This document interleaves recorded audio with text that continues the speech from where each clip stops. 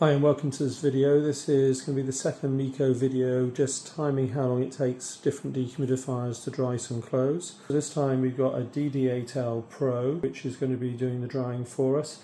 It's going to be the same bunch of t-shirts that I'm going to wash as before and dry.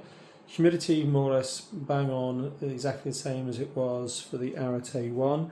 So we've got t-shirts, they're going to come out, I'll set them up and we'll get going. The clothes are all now on the clothes horse, so we're up and running then. Getting the clothes out has pushed the humidity up a little bit, but that's to be expected. The DD8L Pro is off and running at 1237.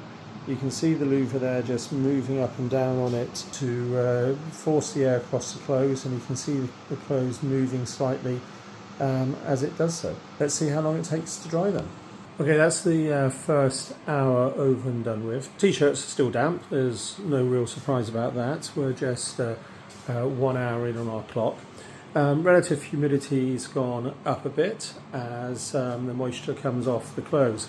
But what I am noticing that is a significant difference of is you can see on the machine that the louver is forcing air across the clothes as the louver moves up and down. And it's quite a significant airflow on this dehumidifier. Now the clothes in this central section here, they're actually feeling relatively dry, and the clothes that aren't being hit by the air on the end, they're still quite damp. You can just sort of see them moving at the end there as the air comes across them. They're drying a lot faster than the ones up this end which aren't getting hit. Another hour has gone by. The more observant amongst you will note that I turned the clothes rack around. Decided to do that an hour ago because the t-shirts where the air is hitting them are drying so much faster, so I turned them around to try and benefit from that. And some of those t-shirts in the middle directly in front of the dehumidifier after 2 hours now are pretty much dry. So it's 2:38, humidity's at 63% in the room as the moisture is being forced out of the clothes by the airflow. We're going to leave it another hour and see how everything's looking in an hour's time. Just a little note that I picked up on the first test that we did with the Arete is on the sleeves, try and keep them so that they're out and they don't get folded in inside themselves like that. Where they get folded in, they just don't dry properly.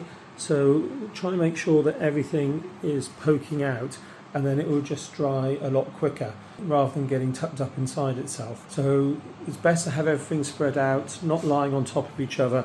And I noticed on the first test in particular, there was one or two of them where literally one or two sleeves were tucked inside and they didn't dry properly, but everything else was bone dry. So just a little tip. Though to be honest, you probably knew all that anyway. So here we are 3 hours into our drying cycle, and basically the t-shirts from the middle to the furthest end on the rack are dry now, and they're fine. Those are the ones that you can see moving as the air goes over them every now and again. The ones closest to me still need a little bit of drying to be done. So I'm just going to turn the rack round for a bit longer in order to get the clothes up this end dry. But it shows me that if I could get the air to hit all of the clothes, then I could have had everything dry in just those few hours, which is great.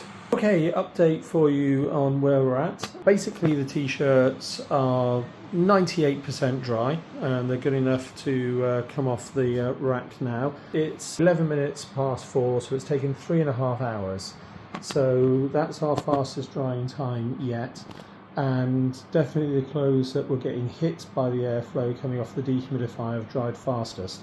So the next video, that will take me on to using a fan with the dehumidifier as well to show how the fan can help us speed up the drying time quite considerably. The humidity in the room is at 59%, so about 4 or 5% higher than when we started, and the dehumidifier will help to keep that under control.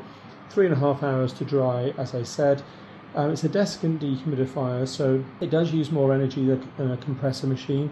So you're looking at around about 54 pence in October 2025 for having dried these clothes. Considerably cheaper than a tumble dryer, and faster than drying them with a compressor dehumidifier. So a good result, and one of the next videos we'll look to see how using a fan and the dehumidifier can speed that up even more.